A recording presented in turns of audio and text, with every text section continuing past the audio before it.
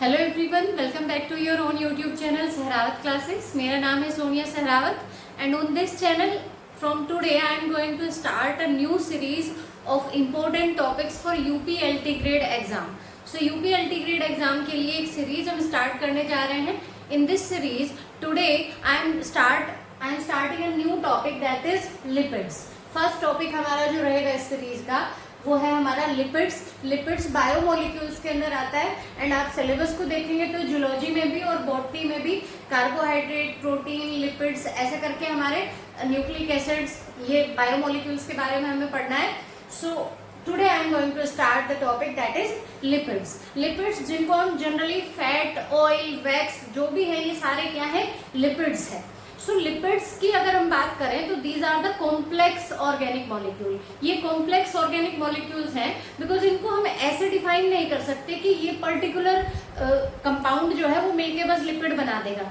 इसके different chemical nature हो सकते हैं। हम जब लिपिड्स पूरा डिटेल में पढ़ लेंगे तो हम जान जाएंगे कि किस किस को मिलाकर किस किस तरह का लिपिड बन सकता है। So first of all lipids जो है वो ऑयली, ग्रीसी और वैक्स लाइक ऑर्गेनिक सब्सटेंस होते हैं। दूसरी बात, इस टर्म को देने वाले एक जर्मन बायोकेमिस्ट थे विल्हेम ब्लूर। 1943 में उन्होंने ये टर्म दी थी। एक क्वेश्चन यहाँ से बन जाता है कि लिपिड टर्म देने वाले कौन है साइंटिस्ट। सो विल्हेम ब्लूर ने 1943 में इस टर्म को दिया था। लिपिड्स हैं क्या? ऑयली, ग्रीसी या वैक्स लाइक सब्सटेंस। आप अपने आसपास जो भी घी जैसा, ऑयल जैसा या वैक्स जैसा जो भी सब्सटेंस देखते हैं that is lipid in nature. वो क्या है? लिपिड एक ऑर्गेनिक मॉलिक्यूल है। लिपिड्स को कैटेगराइज किया गया है मैक्रोमोलिक्यूल्स में। अब हमारे जितने भी बायोमोलिक्यूल्स हैं उनको हमने दो कैटेगरी में डिवाइड किया है, माइक्रोमोलिक्यूल्स एंड मैक्रोमोलिक्यूल्स। माइक्रोमोलिक्यूल्स किनको बोलते हैं? जिनका मॉलिक्यूलर वेट जो है वो 1000 डाल्टन से क्या है, कम है और पॉलीमराइजेशन भी नहीं है उनमें। तो इनको हम कहाँ रखते हैं? मैक्रोमोलिक्यूल्स में रखा गया है। इनको जिनका 1000 से ऊपर होता है, 1000 डाल्टन से मॉलिक्यूलर वेट, उनको मैक्रो में रखा जाता है। बट इनको मैक्रो में क्यों रखा गया है? अगर हम इनके बात करें इनके मॉलिक्यूलर वेट के, तो इनका मॉलिक्यूलर वेट 750 डाल्टन से क्या होता है, कम 750 डाल्टन होता है लगभग। तो इनको माइक्रो में रखा जाना चाहिए, but on the basis of polymerisation इनको किस में रखा गया है? मैक्रोमोलिक्यूल्स में रखा गया है। नेक्स्ट थिंग आती है कि आप अपने आसपास कहाँ कहाँ लिपिड्स देख सकते हैं। एडिबल ऑयल, जितने भी आप वेजिटेबल ऑयल कंज्यूम करते हैं, सरसों का तेल है या जो भी ऑयल खाना बनाने में यूज करते हैं, घी, wax, fat, cholesterol, natural rubber और प्लांट पिगमेंट जैसे कि कैरेट में हमारे क्या होता है, कैरोटीन होता है। लाइकोपीन किसमें होता है? टोमेटो में होता है। यहाँ से भी क्वेश्चन बनते हैं, टोमेटो में कौन सा पिगमेंट है? लाइकोपीन। और कैरेट में कौन सा है? कैरोटीन। सो ये भी बेसिकली क्या है, लिपिड है नेचर में। विटामिन ए, डी, ई, के, मेंथोल, स्टेरॉइड हार्मोन्स, हमारे जितने भी स्टेरॉइड हार्मोन्स हैं, एस्ट्रोजन है, प्रोजेस्टेरोन है, वो सब भी नेचर में क्या है, लिपिड है। तो ये सारे एग्जांपल्स हैं हमारे लिपिड्स के। किसके बने होते हैं बेटा ऑर्गेनिक कंपाउंड? ये कार्बन, हाइड्रोजन एंड ऑक्सीजन के। और अगर कार्बन, हाइड्रोजन, ऑक्सीजन में भी बात करें तो carbon and hydrogen are more than oxygen. Carbon और हाइड्रोजन क्या है, ऑक्सीजन से ज्यादा होते हैं। अब इन कंपाउंड्स की केमिकली अगर हम बात करें, केमिकली ये क्या है? These are esters. ये क्या है? एस्टर्स हैं। और जो दो चीजों से मिलकर बने हैं हमारे mainly, fatty acids and glycerol. Fatty acids और ग्लिसरॉल के एस्टर है। जब फैटी एसिड और ग्लिसरॉल के बीच बॉन्ड बनेगा, केमिकल बॉन्ड, वो एस्टर बॉन्ड बनेगा। आगे अभी स्ट्रक्चर देखेंगे हम, फिलहाल बस इतना जानिए, these are the esters of fatty acid and glycerol. लेकिन अब बात करें इनकी सोल्यूबिलिटी की, तो दीज आर नॉन पोलर। क्या होते हैं? नॉन पोलर होते हैं, वाटर में इनसोल्यूबल होते हैं। बट किस में सोल्यूबल होते हैं? Organic solvents like chloroform, ether, benzene, acetone और पेट्रोलियम, इनमें सोल्यूबल होते हैं, वाटर में इनसोल्यूबल होते हैं। अब स्ट्रक्चर अगर हम देखें, सो बेसिकली फैटी एसिड और ग्लिसरॉल के बीच एस्टर बॉन्ड बनता है, ट्राइग्लिसराइड स्ट्रक्चर बनती है, दिस इज लिपिड। तो दो तरह के कंपाउंड से मिलकर बना हुआ है ये। मैंने स्टार्टिंग में क्या कहा था, lipids are complex structure. Lipids complex structure क्यों है? अभी आपने जाना कि इन दो चीजों को मिला के आगे हम देखेंगे वैक्स जो है उसमें यहाँ पर कुछ और कंपाउंड आ जाएगा। तो डिफरेंट कंपाउंड्स को मिला के ये ऑर्गेनिक कंपाउंड बनता है। बट अगर हम केमिकल नेचर की बात करें तो कार्बन, हाइड्रोजन और ऑक्सीजन ही होंगे इस कंपाउंड के अंदर। अब बात करते हैं फैटी एसिड क्या है। फैटी एसिड क्या होता है बेटा? These are the long of hydrocarbon, ये हाइड्रोकार्बन की लंबी चेन होती हैं। फॉर्मूला क्या होगा इनका, general formula RCOOH। Fatty acid के अंदर जो कंपाउंड होता है, फंक्शनल ग्रुप जो होता है वो होता है COOH, कार्बोक्सिलिक एसिड। ये कार्बोक्सिलिक एसिड के क्या है, R इनके साथ, R क्या है, मिथाइल ग्रुप, इथाइल ग्रुप, या कुछ भी जो आप जानते हो। R किसके लिए यूज होता है, CH2 CH3 है हमारे पास, मतलब कार्बन और हाइड्रोजन से बनने वाले कंपाउंड्स की लंबी चेन, जिसमें कार्बन का नंबर जो है वो 4 से 36 तक हो सकता है, बट जनरली क्या होता है 16, 18, 20 इतना होता है। आगे हम एग्जांपल्स देखेंगे। तो यहाँ पर क्या है, कार्बोक्सिलिक एसिड है, उसके साथ R ग्रुप है, और ये R ग्रुप जो होता है ये वेरी करता है, और इसी के बेसिस पर फैटी एसिड्स डिफरेंट टाइप के होते हैं, और लिपिड्स भी फिर डिफरेंट टाइप के हो जाएंगे, और उनकी प्रॉपर्टीज को ये R ग्रुप डिटरमाइन करेगा। सो RCOOH, सिंपल मैं लिखूँ इसको, तो RCOOH is the general formula of fatty acid. किसका जनरल फॉर्मूला है, फैटी एसिड का। R के प्लेस पर कोई भी हाइड्रोकार्बन लॉन्ग हाइड्रोकार्बन चेन हो सकती है। अब 3 फैटी एसिड यहाँ पर कंबाइन होंगे एक ग्लिसरॉल के मॉलिक्यूल के साथ। यहाँ पर मैंने R डैश यूज किया, यहाँ R डैश डैश यूज किया, ये डिनोट करने के लिए कि यहाँ R ग्रुप जो है वो डिफरेंट हो सकता है डिफरेंट फैटी एसिड में। ये हमारा COOH है, इसमें कोई डाउट नहीं होना चाहिए। COOH, C double bond O, single bond OH। किस तरह से वैलेंसी पूरी हो रही है, समझ में आ रहा है ना। इस कार्बन की एक इस R से, एक इस O से, और 2 यहाँ इस डबल बॉन्ड ऑक्सीजन से, और ऑक्सीजन की 2 ये है, यहाँ पर ऑक्सीजन की एक यहाँ से वैलेंसी पूरी हो रही है, एक हाइड्रोजन से। सो RCOOH, R dash COOH and R dash dash COOH। ये तो हो गया बेटा फैटी एसिड। अब फैटी एसिड के साथ ग्लिसरॉल, ग्लिसरॉल का फॉर्मूला क्या होता है, आई होप आप लोगों को पता होगा, नहीं मालूम है तो देख लीजिए। CH2OH, CHOH और CH2OH, CH2OH, CHOH और CH2OH। अब यहाँ पर जो ये ग्लिसरॉल के अल्कोहल ग्रुप है, ये किसके साथ बॉन्ड बनाएंगे, जो फैटी एसिड का COOH ग्रुप है। फैटी एसिड का COOH किसके साथ बॉन्ड बनाता है, ग्लिसरॉल के OH ग्रुप के साथ। तो इस बॉन्ड को बोलेंगे हम एस्टर बॉन्ड। देखो R C double bond O, यहाँ से तो बेटा क्या गया हमारा C डबल बॉन्ड O रह गया, O और एक H, यहाँ का H और यहाँ का OH। फैटी एसिड से क्या जा रहा है, हाइड्रोजन, और ग्लिसरॉल से क्या जा रहा है, हाइड्रोक्सिल ग्रुप। तो OH और H से क्या हो गया, वाटर मॉलिक्यूल बन गया, वाटर मॉलिक्यूल एक यहाँ रिलीज हो गया। अब 3 फैटी एसिड, 3 हमारे पास RCOOH है, फैटी एसिड है, तो 3 ही, और ग्लिसरॉल के पास OH भी कितने हैं, 3, तो वाटर मॉलिक्यूल कितने रिलीज होंगे, 3 वाटर मॉलिक्यूल रिलीज होंगे। और बस सीधा सीधा हमें क्या दिखाना है, RCOOH हटा दिया, CH2 का OH हमने हटा दिया, यहाँ क्या रह गया, CH2 रह गया ओनली। तो RC डबल बॉन्ड O और उसके बाद फिर CH2, यहाँ पर भी ऐसे ही RC double bond O, single bond O, CH, R dash dash C double bond O, single bond O और CH2।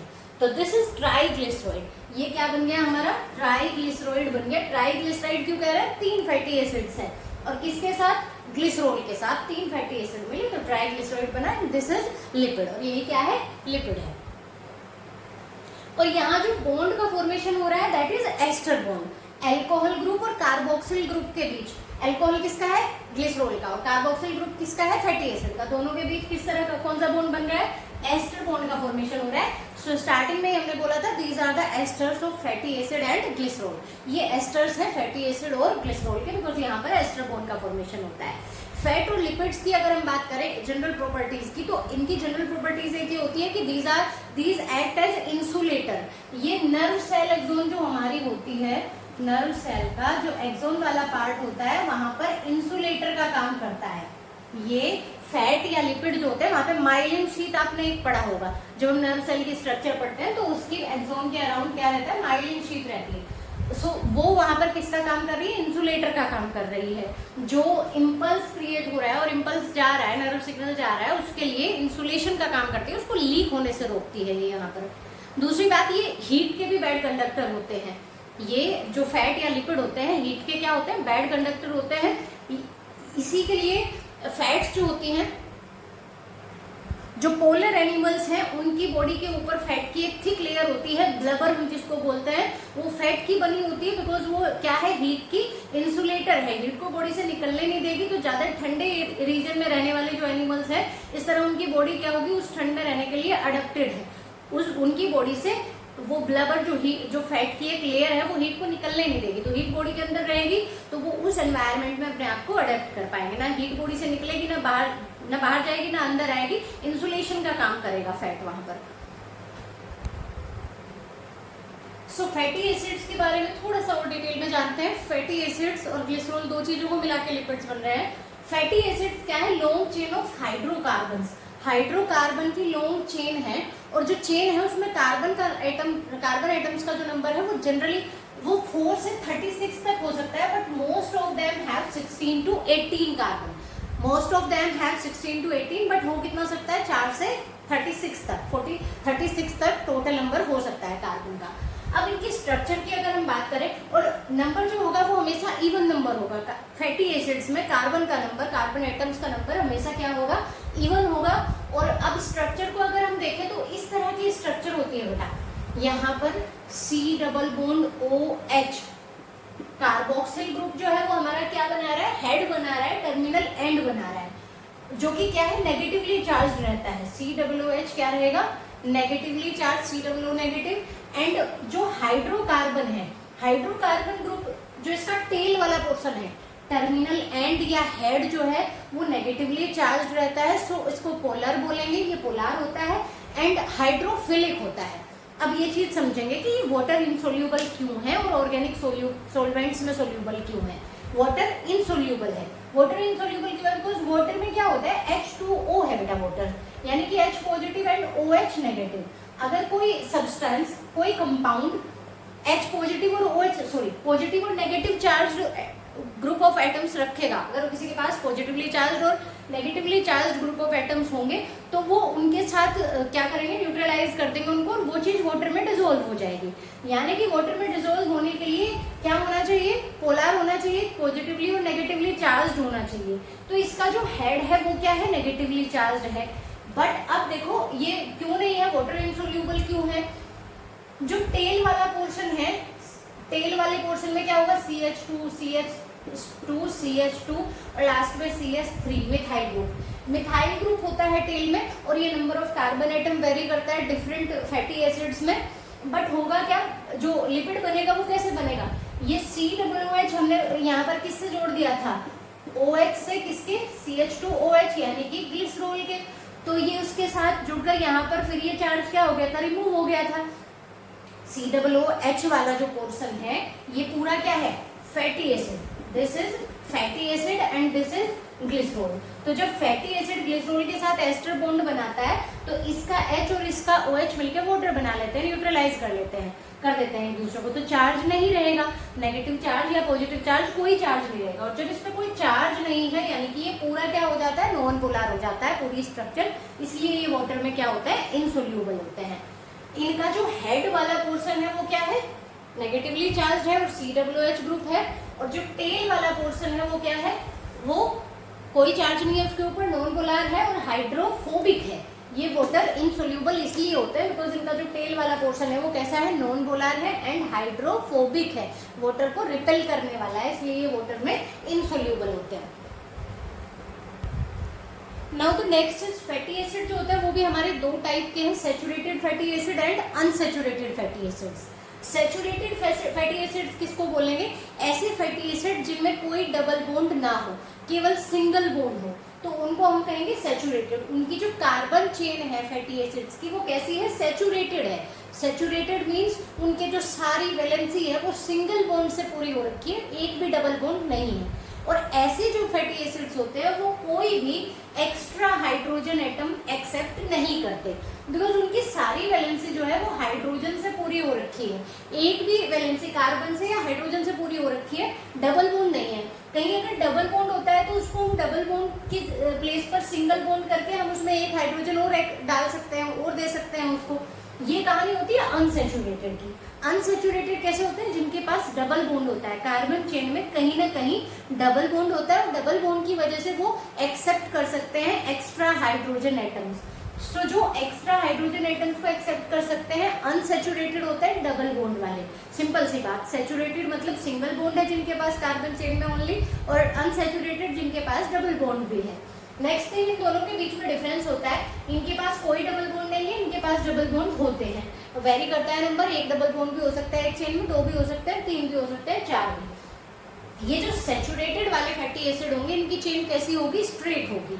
सपोज ये हमारा क्या है, COOH यानी कि कार्बोक्सिल ग्रुप हेड है, और ये हमारी क्या है, टेल है, ये हमारी क्या है, टेल है। सो अगर हम दोनों में डिफरेंस करना चाहेंगे सैचुरेटेड और अनसैचुरेटेड में, तो यहाँ पर जो फैटी एसिड की जो चेन होगी वो कैसी होगी, स्ट्रेट होगी, लेकिन हाइड्रोकार्बन वाली जो चेन होगी, और यहाँ क्या होगा, उसमें कर्व होता है एट एवरी डबल बॉन्ड। जहाँ कहीं डबल बॉन्ड आ जाता है वहां पर वो वहीं से क्या हो जाती है, कर्व हो जाती है, वहीं से वो बैंड हो जाती है, किंक आ जाता है उसमें हल्का सा। तो ये जहाँ डबल बॉन्ड होगा वहां से किंक कर जाएगी, और इसमें क्या हो जाएगा, बैंड हो जाएगा, और ये कैसी होगी, स्ट्रेट होगी, जो सिंगल बॉन्ड वाली यानी सैचुरेटेड जो होती है चेन। इनका मेल्टिंग पॉइंट हाई होता है, किसका, सैचुरेटेड का।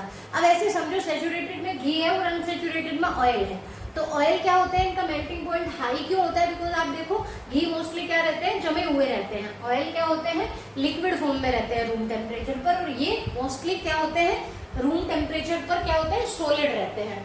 सो इनका मेल्टिंग पॉइंट क्या है, हाई है, इनको ज्यादा मेल्टिंग पॉइंट देंगे, बहुत गर्मी होगी, बहुत हीट दोगे तब ये मेल्ट होंगे, और ये क्या होता है, मेल्ट हुए रहते हैं जनरली। सो ये लिक्विड होते हैं रूम टेम्परेचर पर। Now most of the animal fat, घी, जितने भी मोस्टली एनिमल फैट है वो सबके सब क्या है, सैचुरेटेड है।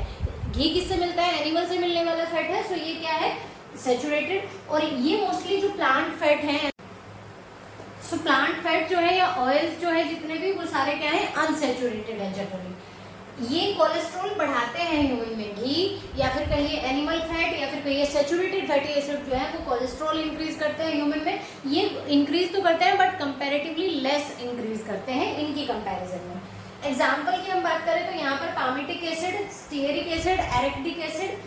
पामिटिक एसिड क्या होगा, 16 कार्बन वाला। स्ट्रक्चर अगर हम देखें CH3 CH2 14 COOH, तो टोटल कार्बन कितने हो गए यहाँ पर, 14 तो ये हो गए, एक मिथाइल का हो गया CH3, एक कार्बोक्सिल ग्रुप का हो गया, तो 14 15 और 16 16 कार्बन वाला क्या है, पामिटिक एसिड है।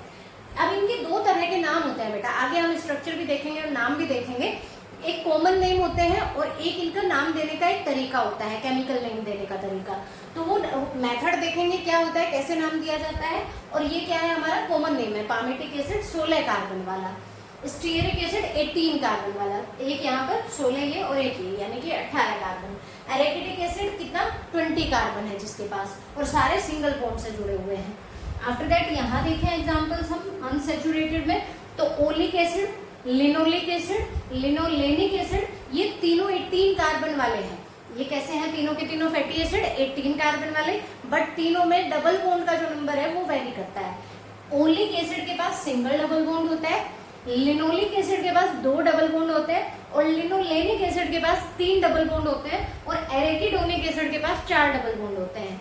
एरेकिडोनिक 20 कार्बन एटम वाला है, बट इसके पास 4 डबल बॉन्ड है। और एरेकिडिक एसिड क्या है, ये किसके अंदर आता है, सैचुरेटेड के अंदर, इसमें एक भी डबल बॉन्ड नहीं है, 20 कार्बन एटम इसमें, 20 कार्बन एटम इसमें, 18 स्टीयरिक में और 18 ही इन तीनों में, ओलिक, लिनोलिक और लिनोलेनिक में। बट इन तीनों में, ये तीनों किस में आएंगे, अनसैचुरेटेड में, इनके पास डबल बॉन्ड है। ओलिक के पास 1, लिनोलिक के पास 2 और लिनोलेनिक के पास 3 डबल बॉन्ड। और एरेकिडोनिक और एरेकिडिक में डिफरेंस समझ गए, एरेकिडिक इसके पास 20 कार्बन, एरेकिडोनिक के पास भी 20, बट ये सैचुरेटेड और ये अनसैचुरेटेड, इसके पास एक भी डबल बॉन्ड नहीं है, इसके पास 4 डबल बॉन्ड है। सो यहाँ पर कुछ एग्जांपल्स देखेंगे हम सैचुरेटेड और अनसैचुरेटेड फैटी एसिड्स के, उनके नाम के साथ, कुछ कॉमन नेम और केमिकल नेम्स के साथ। अब सबसे पहले सैचुरेटेड का देखें तो पहला हमारा क्या आता है, Lorik acid. Lorik, myristic, palmitic, stearic और एरेकिडिक। हमने 12 से लेकर कहाँ तक, 20 तक देखा है। हमने कहा था इवन नंबर होता है कार्बन नंबर, कार्बन का जो नंबर होता है कार्बन एटम्स का वो ऑलवेज इवन होता है। तो 12, 14, 16, 18 और 20 ये कुछ कॉमन फैटी एसिड्स हैं। हमने ये भी बोला था कि जनरली क्या होता है, 16, 18 ये नंबर होता है, वैसे तो 4 से 36 तक हो सकता है, लेकिन जनरली ये रहता है। तो इन्हीं के बारे में हम जानेंगे। 12 वाले को बोलेंगे लोरिक एसिड, 14 वाले को मिरिस्टिक, 16 वाले को पामिटिक, 18 वाले को स्टीयरिक और 20 वाले को एरेकिडिक। ये तो कॉमन नेम की बात हुई जो कि इजी है, आप थोड़ा सा कुछ ट्रिक बना के याद रख सकते हो, या बार बार इसको 2-3 बार पढ़ोगे याद हो जाएगा। लोरिक, मिरिस्टिक, पामिटिक, स्टीयरिक और एरेकिडिक। लोरिक 12, पामिटिक सॉरी मिरिस्टिक 14, फिर पामिटिक 16, स्टीयरिक 18 और एरेकिडिक 20। अब जो केमिकल या टेक्निकल चीज यहाँ पर आती है वो क्या है, एक तो इनको रिप्रेजेंट करने का तरीका होता है कि जितने कार्बन नंबर है, कार्बन एटम्स का नंबर है वो लिखो और रेशियो करके डबल बॉन्ड कितने हैं। तो सैचुरेटेड में डबल बॉन्ड क्या होते हैं, 0 होते हैं, नहीं होता डबल बॉन्ड। तो यहाँ पर 12:0 से रिप्रेजेंट करेंगे इसको। 12:0 का मतलब क्या है, 12 कार्बन एटम है किसके अंदर, लोरिक एसिड के अंदर, बट डबल बॉन्ड कितने हैं, 0। सो 12:0 अगर कहीं आता है तो वो किसके लिए है, लोरिक एसिड के लिए। 14:0 आता है तो वो मिरिस्टिक के लिए, 16:0 आता है तो पामिटिक के लिए, 18:0 आता है तो स्टीयरिक के लिए, और 20:0 आता है तो वो किसके लिए, एरेकिडिक के लिए। अब केमिकल नेम देने का क्या तरीका होता है बेटा, 10 के लिए हम डेकानोइक यूज करेंगे, डेकानोइक। आगे देखोगे अनसैचुरेटेड के लिए यहाँ ए की प्लेस पर ई हो जाएगा, डेकिनोइक। ये क्या है, डेकानोइक सैचुरेटेड के लिए। और उससे पहले 2 डेकानोइक एसिड, 2 के लिए 10 से ज्यादा कितने हैं, 2। यहाँ पर 10 से ज्यादा कितने हैं, 4, 14 है ना, तो टेट्रा डेकानोइक। फिर ऐसे ही 10 से ज्यादा यहाँ 6 है तो हेक्सा डेकानोइक, 8 है तो ओक्टा डेकानोइक, 10 और उससे फालतू कितने हैं, 8 तो ओक्टा डेकानोइक। 20 के लिए इकोसेनोइक एसिड, ऐसे करके हमारे सारे नाम हो गए सैचुरेटेड के।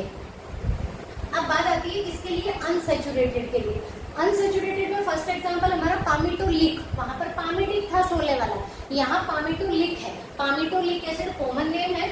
अब उसका केमिकल नेम कैसे देंगे ये देखिए, हेक्सा डेकेनोइक, डेका नहीं हेक्सा, यहाँ पर क्या था, हेक्सा डेकानोइक, यहाँ पर क्या है, हेक्सा डेकेनोइक। बस ए और ई का डिफरेंस है, वहाँ ए लेटर था, यहाँ पर ई लेटर है। नेमिंग में, केमिकल नेमिंग में तो इतना सा डिफरेंस है। हेक्सा डेकेनोइक हो गया। और सिंगल बॉन्ड है इसके पास, सॉरी डबल बॉन्ड जो है वो एक है। कितने डबल बॉन्ड है पामिटोलिक एसिड में, पामिटोलिक एसिड में एक डबल बॉन्ड है पूरी चेन में। और वो कितने टोटल कार्बन एटम ऐसे रिप्रेजेंट करेंगे, यहाँ भी 16 और रेशियो 1 लिखेंगे। वहां 0 चल रहा था ना, यहाँ 1 हो गया। 1 किसके लिए, नंबर ऑफ डबल बॉन्ड, यहाँ पर डबल बॉन्ड कितने हैं, 1 है, तो 16:1। और डेल रिप्रेजेंट कर रहा है कि वो जो डबल बॉन्ड है वो किस कार्बन एटम पर है, 9 कार्बन एटम पर है वो अगर, तो डेल 9 लिखेंगे। 16:1 डेल 9। डेल किसके लिए है, कौन से कार्बन एटम पर डबल बॉन्ड है, ऐसे रिप्रेजेंट करेंगे बेटा इसको। ये हमारे क्या है, कार्बन है, ये हमारी क्या है, हाइड्रोकार्बन चेन है। और ये क्या है, COOH कार्बोक्सिलिक ग्रुप है हमारा। तो ये जो कार्बन है यहाँ पर हमारी हाइड्रोकार्बन चेन में, इनकी नंबरिंग ऐसे की जाती है, यहाँ से स्टार्टिंग की जाती है। जो कार्बोक्सिलिक ग्रुप का कार्बन है उसको 1 माना जाता है, 2, ये 2 हो गया, ये 3 हो गया, ये 4, ये 5, ये 6, ये 7, ये 8, ये 9, ऐसे यहाँ 10। तो ऐसे करके कौन सी कार्बन पर, 9 कार्बन पर यहाँ पामिटोलिक एसिड में 9 कार्बन पर क्या है, डबल बॉन्ड है। और यहीं से चेन क्या है, स्ट्रेट ना होकर थोड़ी बैंड हो जाएगी। तो 9 कार्बन पर है, उसके लिए क्या करेंगे, डेल 9 करेंगे। अब ऐसे ही नेक्स्ट है ओलिक एसिड। 18 के 3 कंपाउंड है बेटा, 18 कार्बन एटम के 3 फैटी एसिड है, ओलिक, लिनोलिक और लिनोलेनिक। ये तो इनके कॉमन नेम होंगे, साइंटिफिक नेम अभी देखेंगे, केमिकल नेम देखेंगे। ओलिक में भी 18, लिनोलिक में भी 18 और लिनोलेनिक में भी 18। बट डिफरेंस क्या है, इसके पास 1 डबल बॉन्ड, इसके पास 2 डबल बॉन्ड और इसके पास 3 डबल बॉन्ड है। अब नाम कैसे देंगे, 1 डबल बॉन्ड के लिए क्या लिखेंगे, वही डेकेनोइक तो बोलना ही है 10 के लिए, और 8 ऊपर है तो ओक्टा डेकेनोइक एसिड। ये तो क्लियर हुआ भाई, कितने ऊपर है 10 से 8, तो ओक्टा लगाओ, डेक लगाओ और पीछे इनोइक एसिड कर दो, ओक्टा डेकिनोइक एसिड। और 18:1 लिखेंगे क्योंकि 18 कार्बन है और 1 डबल बॉन्ड है, वो किस पोजीशन पर है, 9th पोजीशन पर, डेल 9।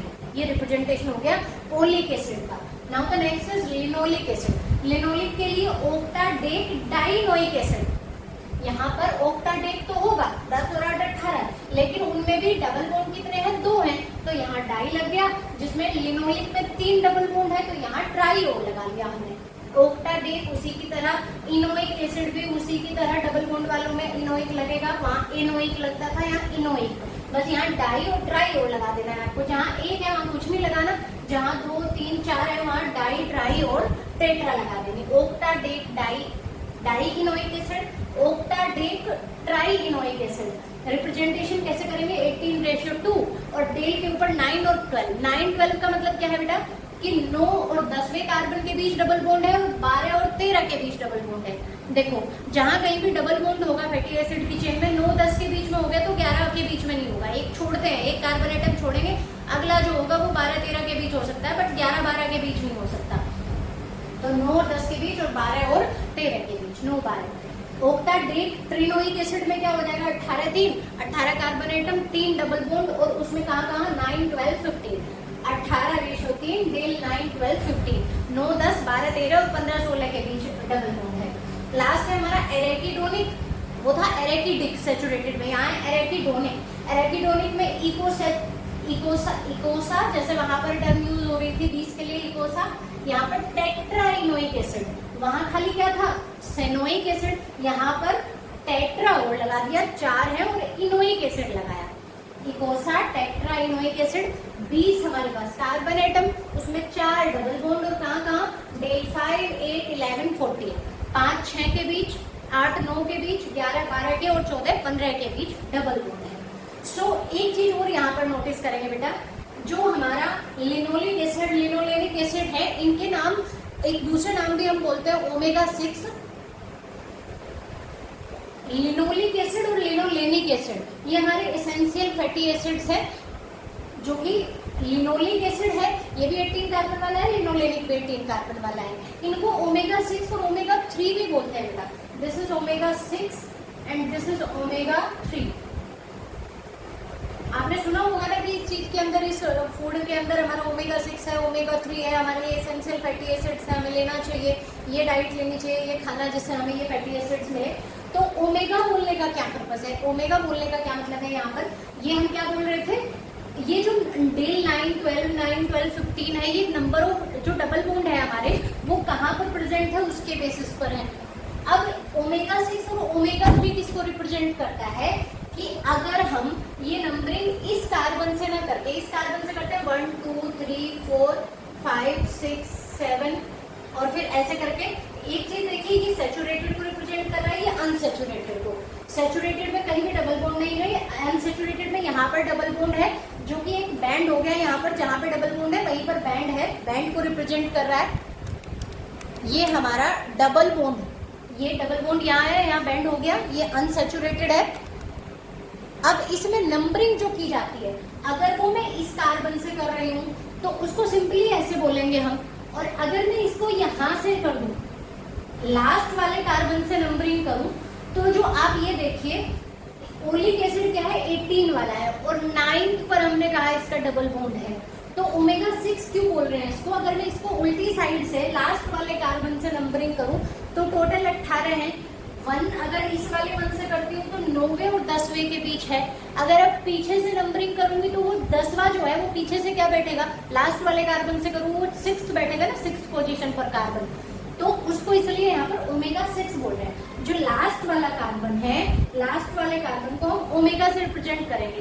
तो पीछे से काउंट करो तो जो आगे से हमारा नोवा है 18वें में, पीछे से वो हमारा क्या बैठेगा 6th पोजीशन, 10वां जो होगा, सॉरी 9 और 10 के बीच बॉन्ड है ना, तो पीछे से काउंट करो, जहाँ डबल बॉन्ड स्टार्टिंग में दिख जाएगा वो 6ठा कार्बन होगा हमारा, इसलिए उसको क्या बोल रहे हैं ओमेगा 6। लास्ट वाले कार्बन को ओमेगा से रिप्रेजेंट करता है और वहां से जो डबल बॉन्ड अगर हम काउंट करें पोजीशन डबल बॉन्ड की तो 6 पोजीशन बैठेगी, इसलिए उसको ओमेगा 6। ऐसे ओमेगा 3 का आप मेरी समझ गए होंगे कि जो डबल बॉन्ड है वो 12वें पर है और 12 और 13 के बीच है, तो 13 को अगर हम पीछे से काउंट करेंगे तो वो कौन सा बैठेगा हमारा ओमेगा 3 बोलेंगे उसको, या ओमेगा 6 3 जो है वो लास्ट वाले कार्बन की पोजीशन के बेसिस पर होता है।